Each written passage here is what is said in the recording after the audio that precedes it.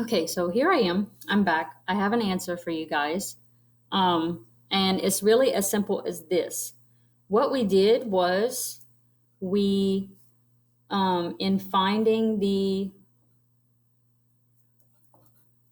absolute value of each one, um, being that they are different signs, instead of adding the absolute values like I did in the last two examples where the numbers have the same sign, I'm going to need to find the difference of the absolute values.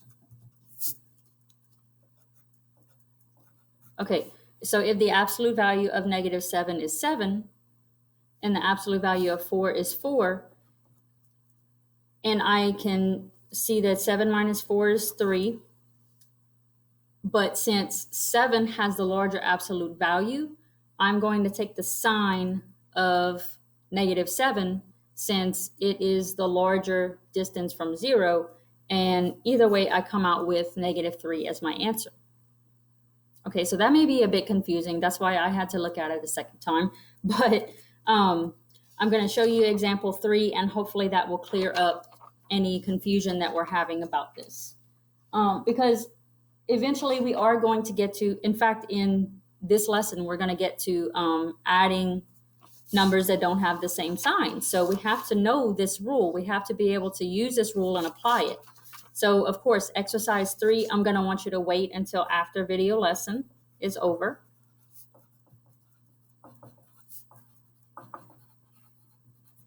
Okay, and when we look at example 3, they ask us to find the sum of 6 and -2 1/4.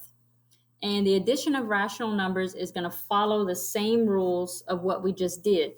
Rational numbers can be numbers other than whole numbers. Like you see -2 1/4, it's not a whole number. It's not nice -2 or not a nice -3. No, it's -2 1/4. It works the same. The same rules apply, okay? So first they want me to find the absolute values of the numbers. So what is the absolute value of 6? That's right, it is 6 units from 0. And then what would the absolute value of -2 1/4 be? That's correct, it's 2 1/4 spaces from 0. So being that these two numbers have opposite signs, I'm going to take the two absolute values and I'm going to subtract them. So 6 minus 2 1/4, I'm going to let you go ahead and work that out. 6 minus 2 1/4.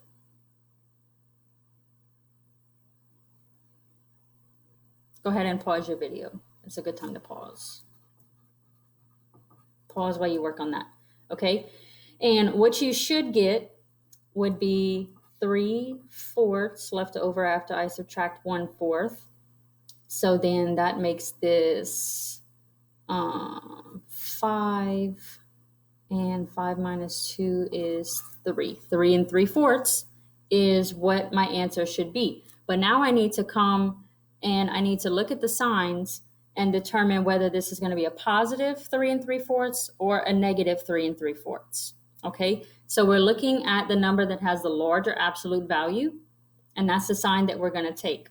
Look, it even tells you right here. The answer will take the sign of the number that has the greater absolute value. So the number with the greatest absolute value in this situation is 6. So that means that 3 3/4 is going to be positive. Okay, let me show you this with, this is a good one right here. I'm going to show you another example with exercise 4A right here. But if you got it, you're good. You know your assignments, they're the same as always. In your problem set is actually very short. It's only these two problems right here. So in assessments, you're going to see both problems in your exit ticket. So go ahead and get those done.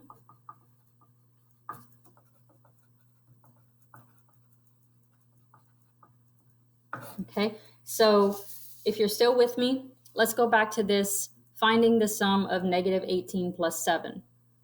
Okay, first, we're going to follow these steps just like we did up above right here. I'm going to take the absolute value of both numbers. So the absolute value of negative 18, it's 18 spaces away from 0, so that's its absolute value. And then the absolute value of 7 is, of course, 7 units away from 0.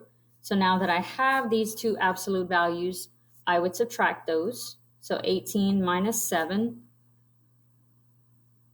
would mean that my answer will be 11, but I have to determine if it's positive or negative, okay?